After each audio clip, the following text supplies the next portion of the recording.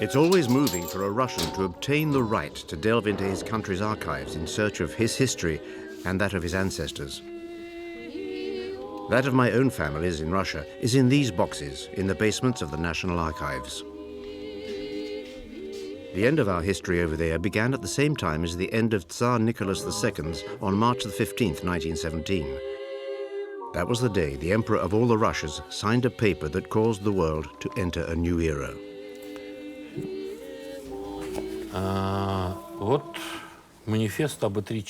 Here's the manifesto of Nicholas II's abdication from the throne of Russia, signed by himself.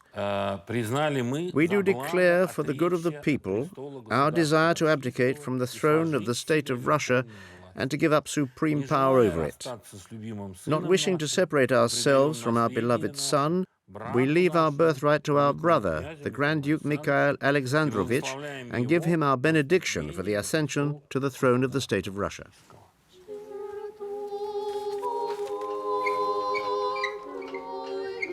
A month earlier, the February Revolution, the bourgeois revolution, had shaken the throne. To prevent everything blowing up, the provisional government and army leaders demanded his departure. Two parliamentarians, Shulgin and Guchkov, obtained his signature in pencil at the bottom of this page. When he signed, my great-grandfather was probably not very far away. Prince Vasily Dolgorouky was, at the time, head of the Tsar's military house. The generals, when they incited him to abdication, didn't realize, and neither did he by signing this bill, that the monarchy would disappear as a result. He thought, that's it, I'll abdicate, nothing too serious. No one had had any political experience, so they didn't understand. Abdication constituted a failure in the old manner of governing, a complete breakdown, a crash. Russia and Europe would never be the same again. And the Romanov family, along with my ancestor, began a very long journey on that day, a journey that was to end in bloodshed 17 months later, in the summer of 1918.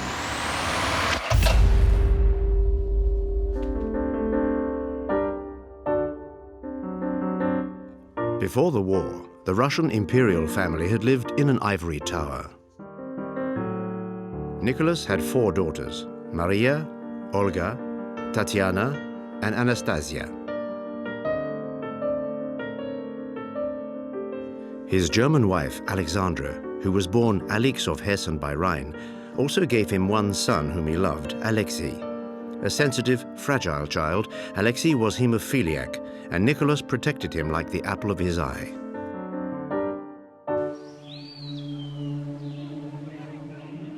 From the beginning of the century, Russia had grumbled, protested, and from time to time rebelled. A first revolution was thwarted in 1905, and the imperial family thereafter resided in the Alexandre Palace in Tsarskoye Selo, 20 kilometers distant from the capital, St. Petersburg.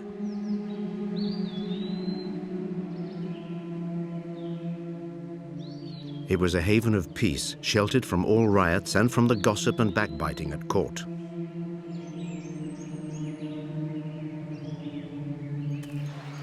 Just before the war, the little family lived happy, carefree lives in its pretty palace, heavily protected by Cossack troops.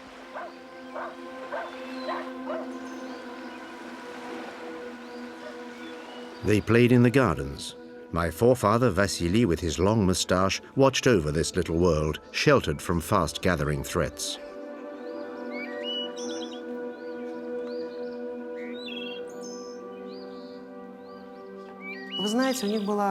You know, they were happy together. They were sufficient unto themselves. There was a very small circle that Dolgorouky was part of, a small circle that knew the family very well. They were so very self-sufficient that this withdrawal into themselves led them to no longer pay attention to the people and to the situation. This isolation, this concentration on family, made them indifferent to everything, then made them neglect the situation, made them unaware that he was, in fact, incompetent, It was an infernal spiral.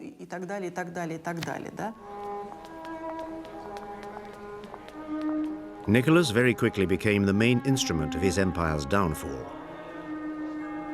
Distrustful of his ministers and other civil servants, he kept his decisions secret, maintaining the illusion that he alone was in control of everything.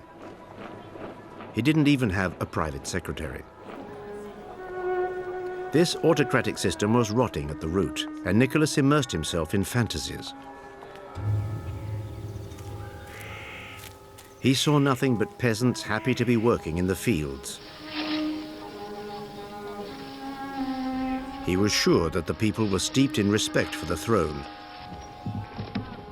and that a devout church was sacrificing itself for the Orthodox sovereign.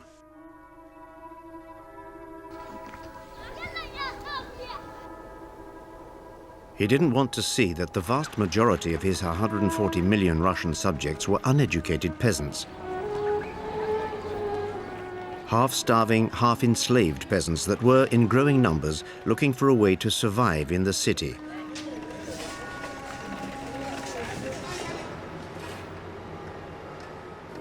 And that in the new factories, an ill-treated proletariat was growing more and more sensitive to revolutionary ideas. Nicholas was much more concerned with his diplomacy, shaken by the rise in power of Emperor William's Germany. As cousin to King George V of England and friend to President Poincaré, Nicholas chose the Triple Entente of Russia, France, and Great Britain.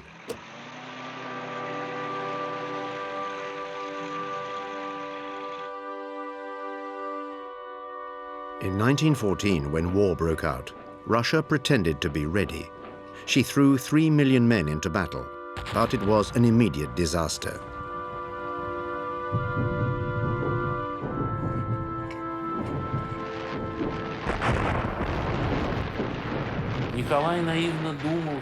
Nicholas naively thought he would solve the German problem in 2 to 3 months. He thought victory would be easy. But the first big battles and the first big defeats had a sobering effect. And production of quality weapons quickly proved insufficient.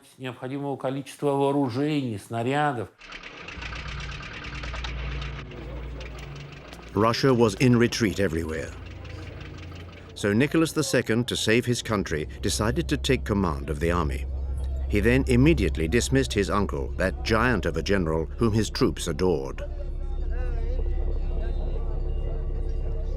It was a bad idea.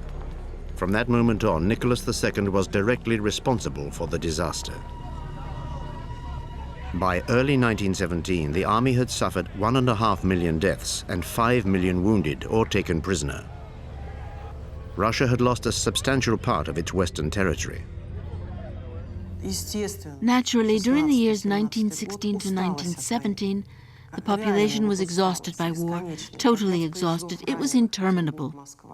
5 trainloads of wounded arrived in St. Petersburg and in Moscow every day. Every day we had to receive them, care for them. We wanted peace. Peace. Would the war never end? Behind the lines, there was no time to bury the dead. The army was in retreat. It was no longer even being supplied. The whole country had been bled dry. Both in the cities and in the countryside, people were dying of hunger.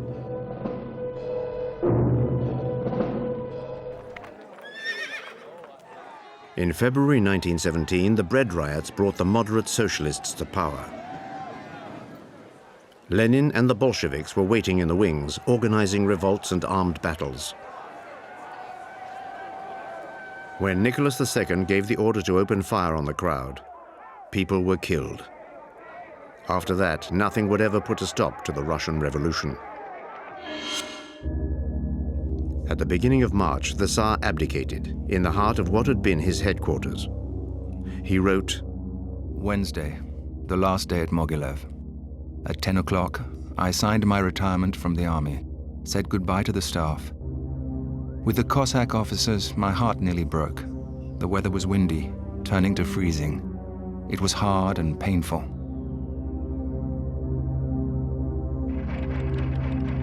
His whole world was falling into the abyss, but he had only one idea in his head: to join his family again near St. Petersburg. He took once more his beloved blue train. At his side was my faithful ancestor Vasily, who certainly tried to reassure him. The fallen emperor imagined that the provisional government would protect him and ensure that his days ended peacefully. Another mistake. His train was blocked while still on the tracks, 300 kilometers before St. Petersburg, by Soviet rebels, peasants, soldiers, and rebel workers. His real troubles were just beginning. It took 6 days of negotiation before the train was allowed to leave.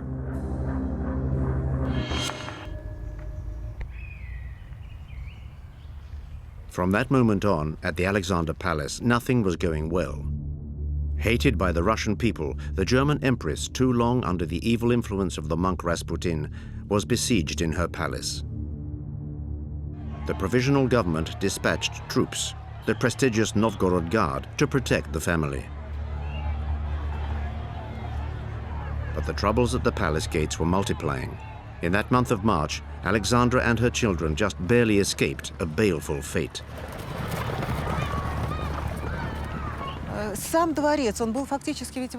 In fact, the palace was under siege.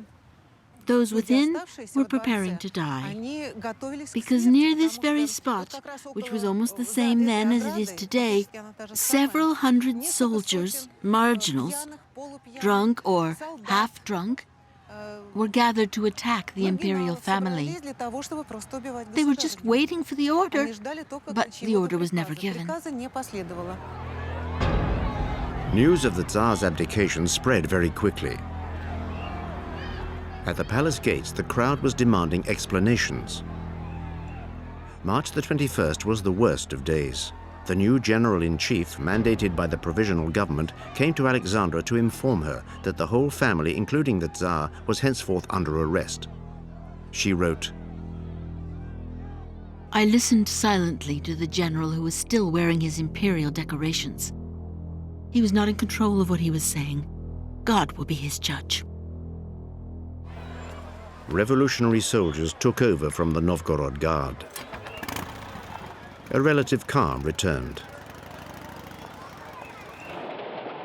The next day, at 4:45, the Tsar's blue train started running again towards Tsarskoye Selo station, the nearest one to the palace. It arrived late in the morning.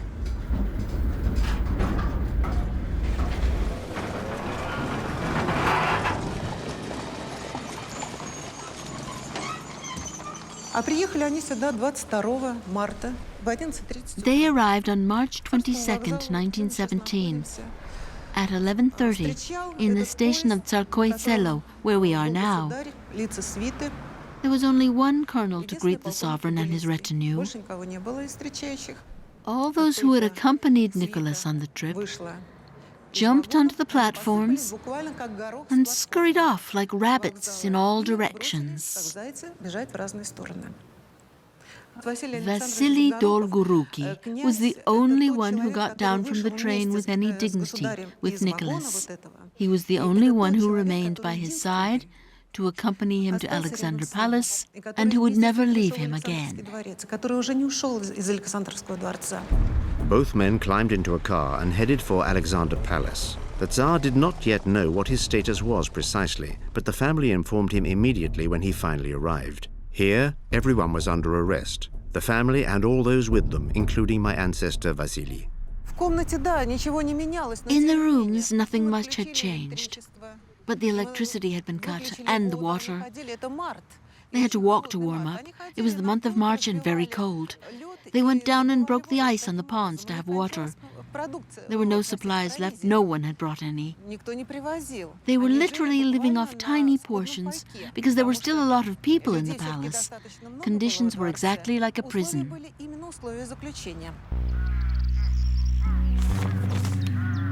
The end of winter was rough.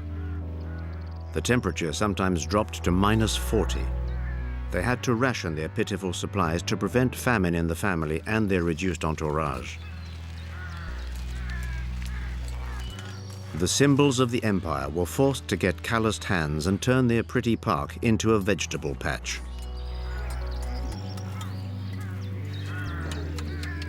Their guards sneered. They were taken from the garrison in St. Petersburg by the provisional government and were undoubtedly already susceptible to the Bolshevik propaganda that was sweeping through the country. Sometimes, too, a remnant of devotion came over them. So they posed beside this once much dreaded Tsar, henceforth good-natured and endearing. The emperor still under the care of my ancestor Vasily Dolgorouky, his moustaches still a-quiver and his uniform impeccable.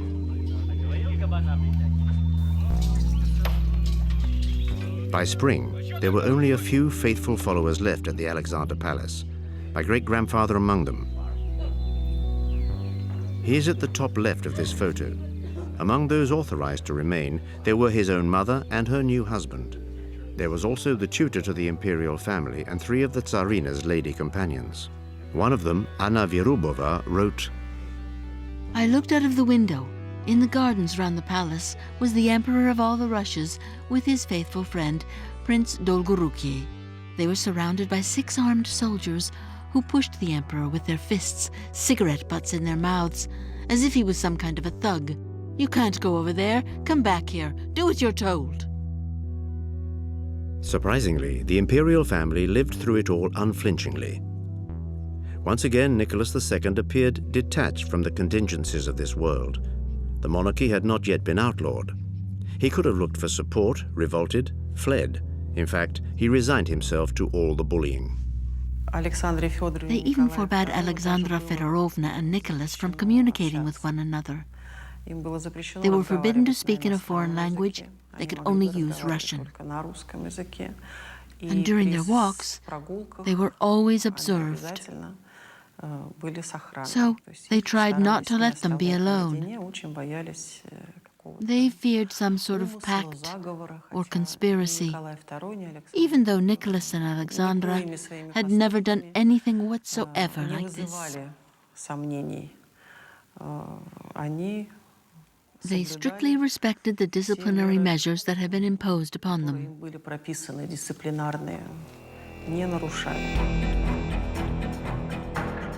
Beyond the palace gates, where the imperial family discovered what prison conditions felt like, Russia found itself facing 2 major difficulties. Firstly, war continued because Prince Lvov's liberal bourgeois government had made a commitment to the Allies. And then revolutionary unrest. The Soviets, those committees that sprang up everywhere, blocked decisions by the provisional powers.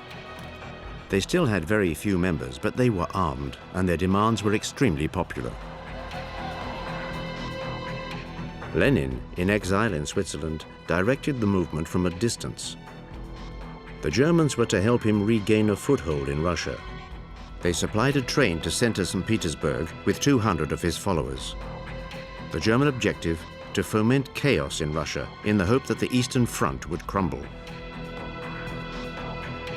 Lenin did not miss the opportunity. He federated the Bolshevik Party and launched it into the fight for power. A liberal lawyer, Alexandre Kerensky, became head of government. He continued with the war. He stood up to the Bolsheviks and decided to protect the Romanovs from the excesses of the people, in case the empire might become a political solution. On July the 31st, the imperial family that was longing to leave for Crimea was evacuated from the Alexandre Palace, where it had just spent the last 5 months.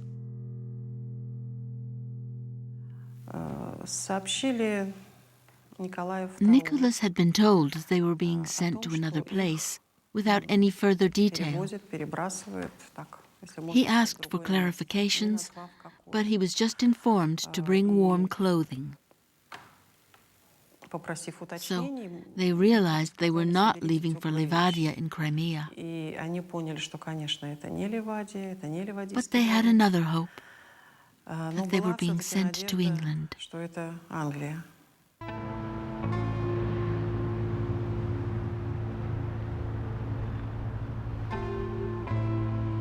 Exile to England, that would have been a family and political affirmation for the Romanovs.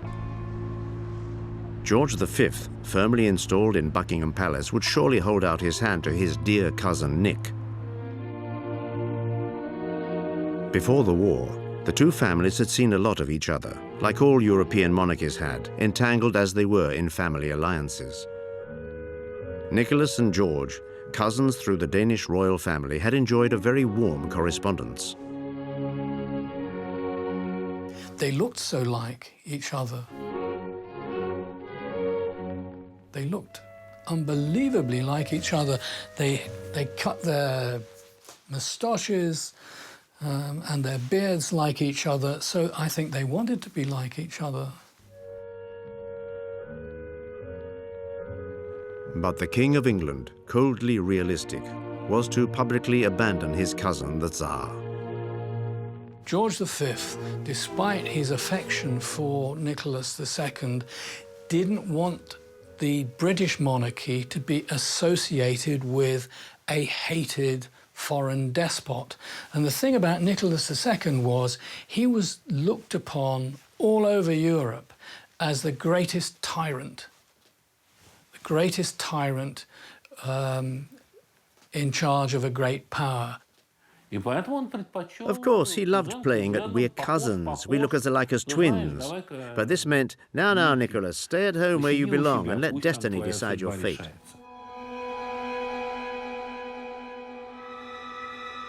The provisional government did not, therefore, have a way of discreetly ridding themselves of the Romanov problem. So it decided to evacuate them in total secrecy to Siberia, to a region still relatively untouched by revolutionary movements. Irony of destiny or revenge? Siberia had been for centuries the land of exile for those deported from the Tsarist regime. They were given little time to get ready. They had no choice but to leave many valuable things here. And the most difficult thing of all was that they would have to cut their ties with St. Petersburg and with this palace at Tsarskoye Selo, because they knew, deep down, that they were leaving forever. That's why the goodbyes were so incredibly tragic. They were allowed to bring a few belongings, and they waited on these chairs until morning, until early morning. Then, in great secrecy, they were led across the park in this direction. They got into cars, and with their few belongings, they were taken to the station. In her diary, the Empress wrote, "How painful our departure was. Everything has been put away, the rooms are empty. How painful."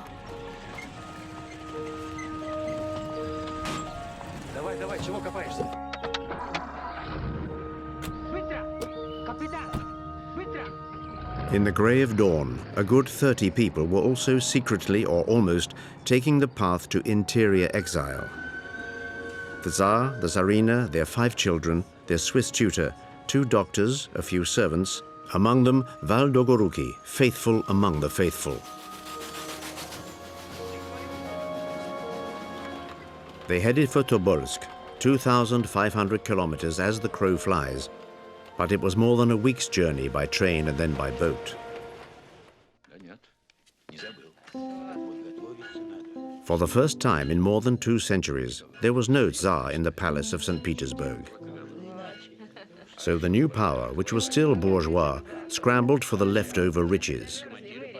As of August the 2nd, the provisional government sent a commission to the Alexandre Palace to take an inventory. It included a photographer who would capture for eternity and in color the final splendors of the imperial family.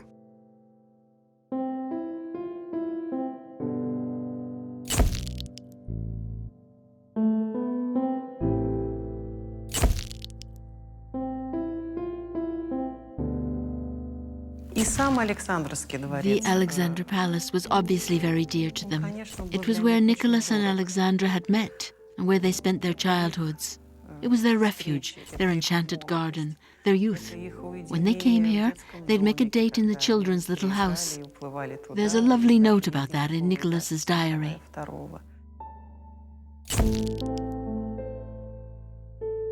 Farewell precious woods, beautiful paintings, and rich textures. The future will be much less luxurious.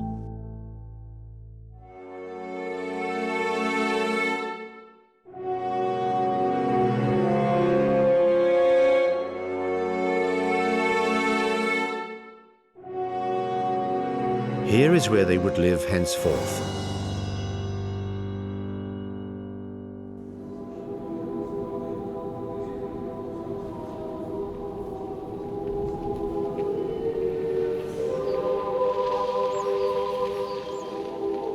Tobolsk, still a rather inhospitable destination.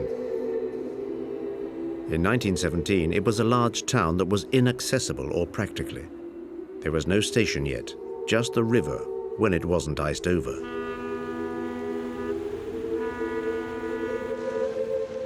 On August the 4th, the family arrived in Tyumen. There were still boats going up the Irtych. The authorities had requisitioned a steamer to take the family and its retinue to Tobolsk. A rather luxurious boat named the Rus. Undoubtedly the last happy moments of the Romanovs. On August the 6th, they were in Tobolsk. They would spend 8 months there.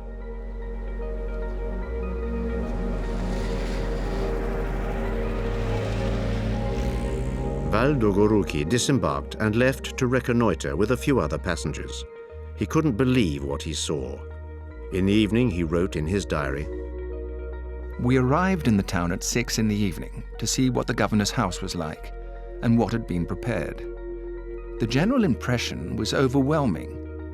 A dirty, dilapidated, stinky house with 13 rooms, a little furniture, but in horrible disorder, and this pestilential odor. The whole thing created a painful impression. We had to go back and suggest to the family to stay a few more days on the boat to give us time to see to the house. We were struck by the authorities' carelessness, such negligence." There was as yet no intention of harming the imperial family. Tobolsk was simply neglected, poor, and very isolated, far from large cities and the Bolshevik propaganda that destined the empire to public obloquy.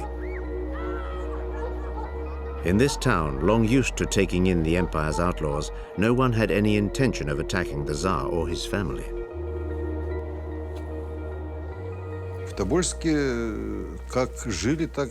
In Tobolsk, people lived like they always had. They hadn't felt any changes in their daily lives. Nobody understood the situation. The powers that be had changed, but what of that? It was God's will.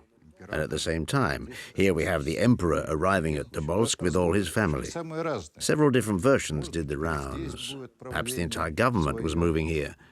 You understand, people were imagining things like they often do. We were saying, maybe he's going to move here, or on the contrary, he was going to go home. Nobody knew what to expect. The Romanovs were in town, and that was it. In this late summer 1917, a new routine had fallen into place in the house of the governor of Tobolsk, transformed into an imperial detention center. The Romanovs had left St. Petersburg with a great deal of money and jewelry. So they had the means to restore the house to a respectable state. The meager subsidies of the provisional government would never have sufficed.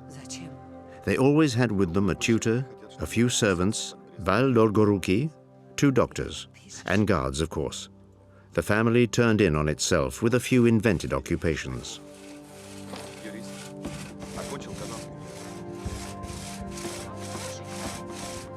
It's always very moving to look at these photographs, especially the photographs taken here in Tobolsk of members of the imperial family. It's well known that the Tsarevich Alexei Nikolaevich and his tutor Pierre Gilliard took photos. They took a great many.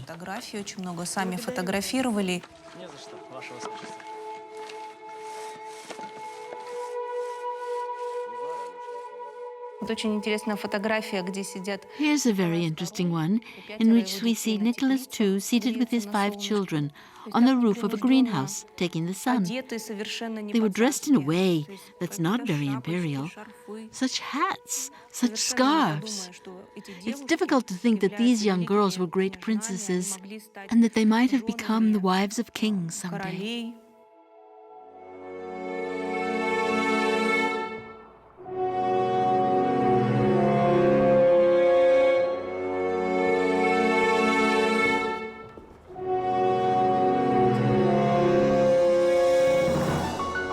In Tobolsk today, only ghosts and walls remain.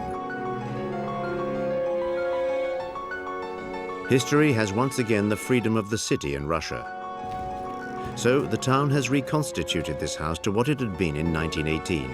It is to be a museum.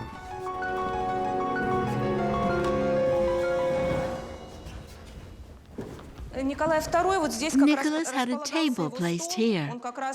He read at it and answered his numerous letters. He could look out of the window and see what was happening on the parade ground, which was an important place in Tobolsk.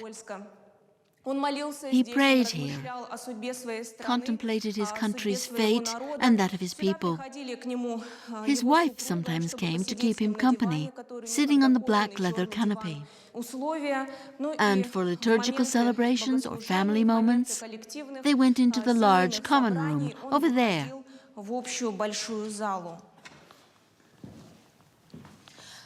Outside of Nicholas's office, there was an opening onto the balcony. The imperial family went there often. There used to be a French window here. Alexandre Fedorovna, who was ill, walked with great difficulty and used a wheelchair almost all the time. The balcony was accessible for her. On the same floor, there were the princesses' quarters. All 4 girls slept in the same room. Metal bed bases had been installed. There were few wardrobes in the room. Their belongings were placed on chairs. But these young ladies lived in harmony and in happiness.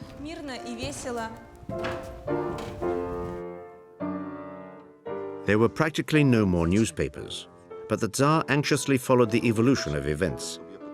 He had the impression that his country was on the brink of ruin. It was early autumn, and for the first time, he was heard to regret his abdication. This thought would never leave him. On the 7th of November 1917, the die of history had been thrown. The so-called October Revolution had triumphed. The Winter Palace, symbol of a bygone era, had fallen into the hands of the Bolsheviks without a single shot being fired. Everywhere, Soviet workers, peasants, and soldiers held the streets. No one resisted them. Their demands were shared by all. The land to the peasants, the factories to the workers, and above all, peace for all peoples. The political and constitutional projects of the communists were still unclear, but the power of their speech and the strength of their dreams allowed a handful of revolutionaries to shake the world. What does this Soviet power consist of? What are the objectives of this new power? The easiest objective to attain was peace. Lenin simply ordered a unilateral armistice, relinquishing his Entente ties with France and Great Britain. Civil war broke out at the end of September 1917.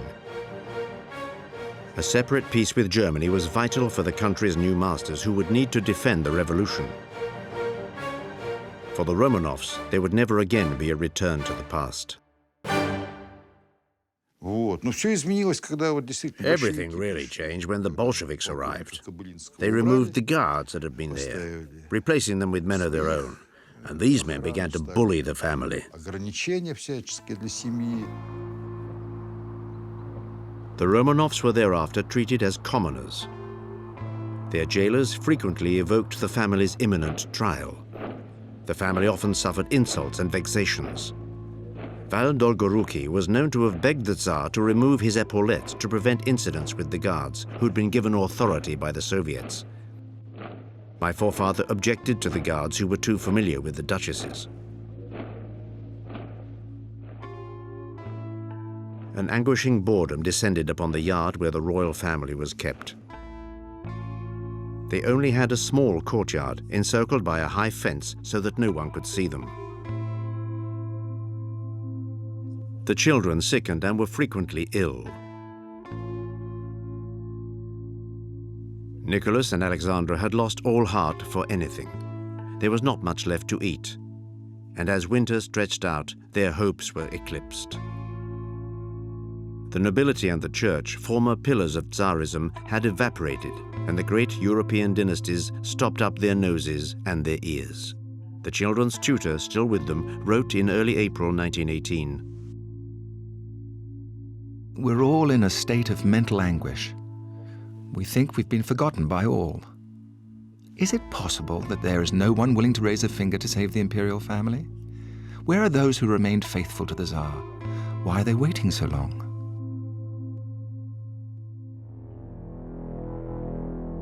In Moscow, Bolshevik power was under threat. Civil war was raging.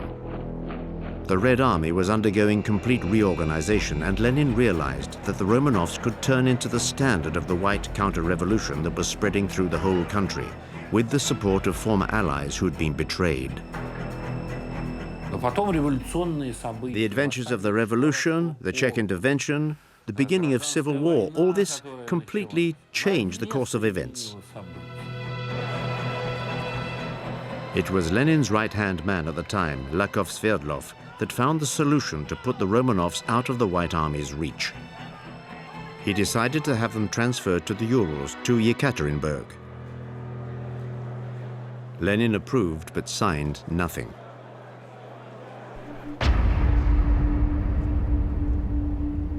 In early April in Tobolsk, Nicholas was informed that his family was to be moved, and he was to be the first to go. Destination unknown.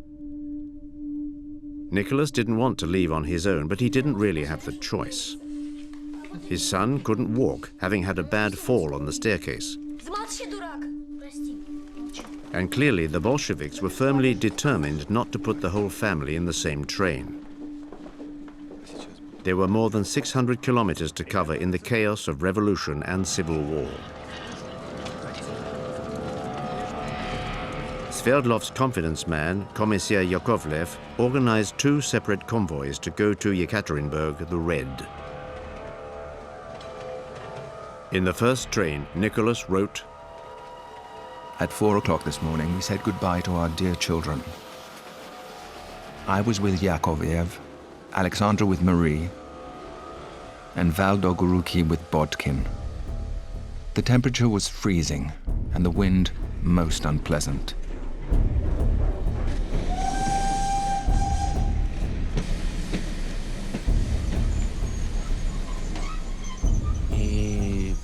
And they arrived at Yekaterinburg. They were transferred to the house of shopkeeper Ipatiev, and that was the beginning of another whole story.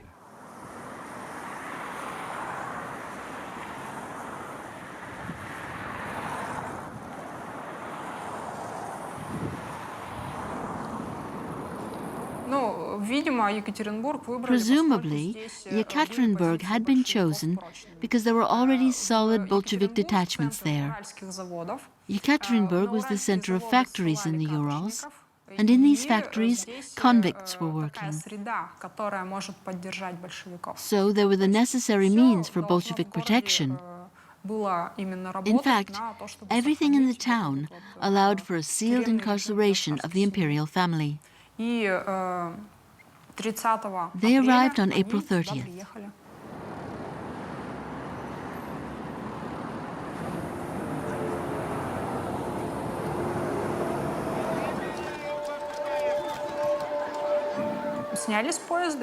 They were taken off the train and driven because it had been rumored that a crowd had gathered at the station that wanted to settle accounts with the emperor.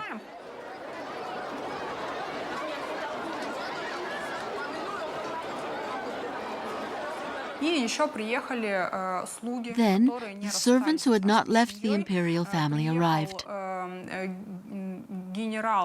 General Dolgorouky also, and with him, Officer Ipatiev.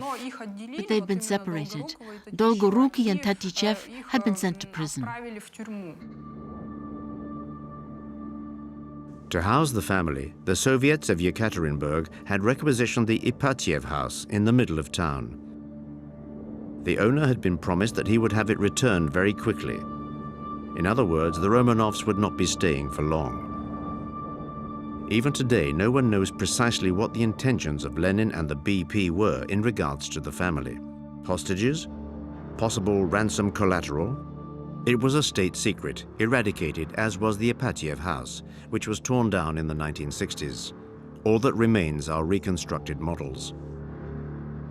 In the beginning of summer 1918, however, it was encircled by a double fence. There were machine guns on the roof and guards everywhere. On April the 30th, the door closed. Nicholas and his meager retinue waited a whole month for the rest of the family to arrive. They also took the train at the end of May. The children, the doctor, the tutor. He had taken photographs of the Romanovs that were still living. They were to be the last. We can see little Anastasia, the Tsarevich, Alexei, and Olga. On May the 23rd, Nicholas II wrote, This morning, we were told in turn that the children were only a few hours away from town, that they had arrived at the station, and then finally, that they had just been brought to the house. What immense joy it was to see them again and to hold them in my arms after 4 weeks of separation and uncertainty. The last moments of happiness. Behind these walls, the Tsar and his family would disappear forever from the eyes of the world. The town was totally controlled by well-armed Soviet workers. It was they who supplied the guards for the Ipatiev house. Their leader was a brutal man who only addressed the Tsar when calling him a bloodsucker. Guards and prisoners shared the same floor around the dining room. Nicholas II made himself an office in the living room. The bedrooms had no doors for reasons of security, said the guards. The guards stood behind the chairs as the last of their servants served the Romanovs their meager dinner. The 4 girls slept in the same room, the Crown Prince and his parents in another. They no longer had any privacy.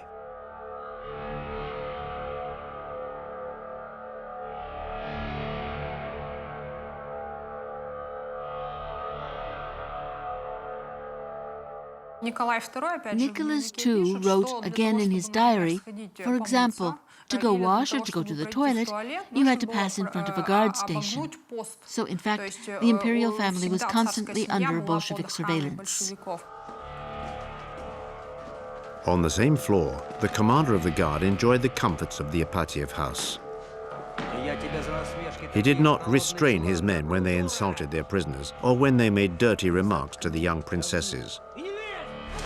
The walls were covered in obscene graffiti, and anything that could be stolen had been. The family suffered in silence. Nicholas II wrote little and untidily. He did not complain. He relied on God. He simply missed his friend Val, held prisoner at the other end of the town. Val didn't keep a diary, but wrote many letters that were never posted. Like this call for help to his brother. My dear Paul, I have been arrested and put in prison. I have written a letter asking to be released and to be let go to St. Petersburg to see my sick mother. Tell her that, God willing, I'll see her soon.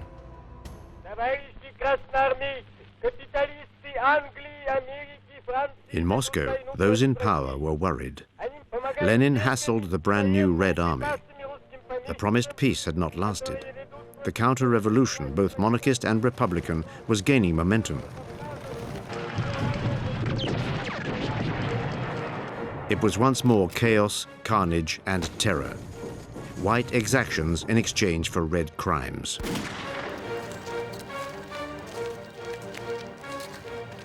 The English, French, Americans, Greeks, Polish, Romanians, the Japanese, 12 countries intervened.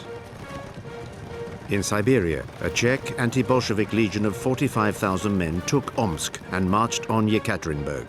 For the Romanovs, the hope of freedom was reborn. On the 29th of June, Nicholas wrote, We spent the night on alert, all awake and dressed. The reason for this is that a few days ago we received, in turn, 2 letters in which we were warned to get ready to be abducted by devoted people. But several days having passed uneventfully, we found it was torture waiting like this in uncertainty.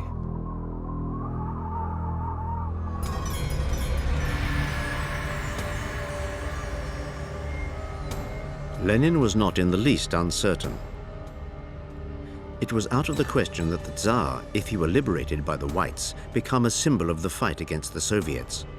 To his friend Sverdlov, he dictated a telegram to his bodyguard ordering the execution of the whole imperial family. This was transmitted to the Soviets at Yekaterinburg.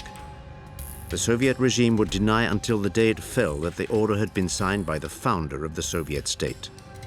It was summer, and it was heavy in the garden of the Ipatiev house.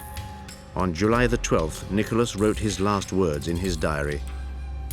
Alexei took his first bath since Tobolsk. His knee is better, but he can't yet bend it completely. The weather is mild and pleasant. There is no news from the outside. July the 16th, Alexandre wrote in her diary of an ordinary day, brightened up by a miraculous arrival of fresh eggs and a family card party in the evening. 10:30, we're going to bed. It's 15 degrees. She prepared the page for the next day, July the 17th. The page stayed blank forever. We can get a fair idea of that evening by what the Bolsheviks wrote themselves. They don't contradict each other in the main. They said that the imperial family had been woken up and told that they were to be transferred to another place, that they had to get ready and go down to the ground floor. Yakov Yurovsky, the last commander of the Ipatiev house, convoked them in the stairwell. They were read a death sentence, which was immediately carried out by a dozen members of the secret police.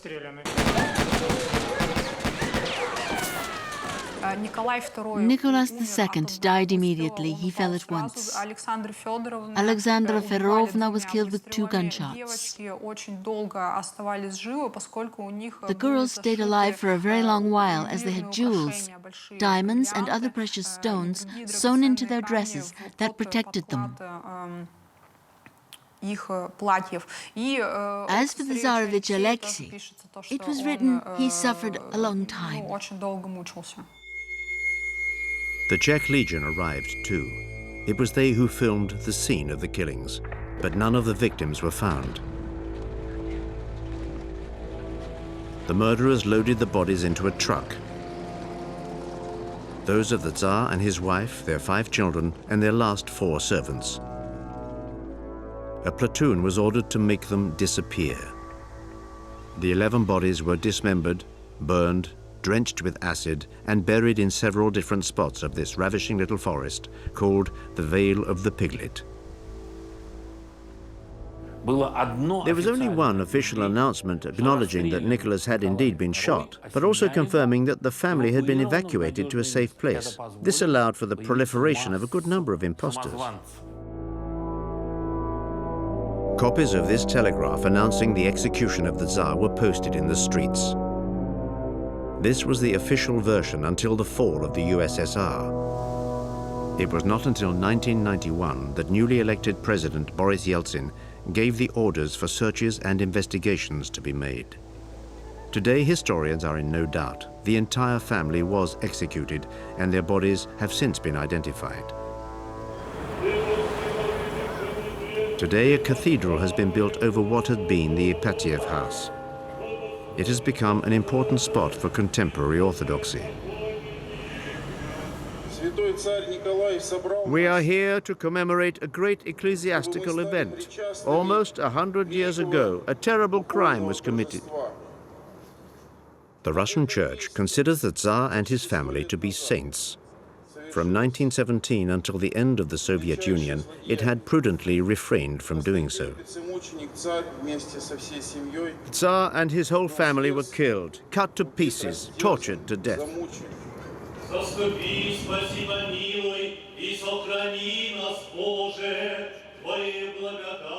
Every summer, tens of thousands of pilgrims come to pay homage to these martyrs. On the night of July the 17th, they leave the cathedral on foot and walk to the Vale of the Piglet, 20 kilometers distant.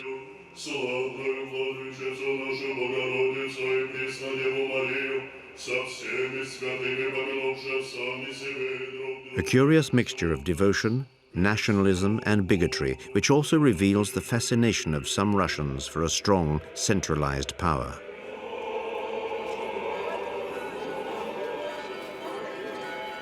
None of them, in any case, ever lifted a single finger to find Val Dolgorouky.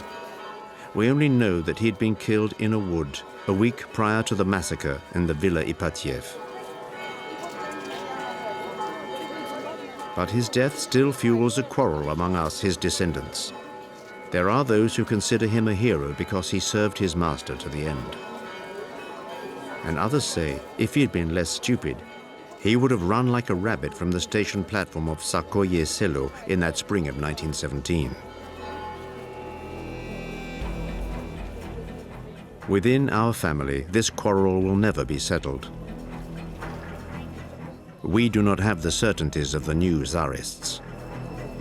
So we are quite simply going to start, among ourselves, another century of family quarrels.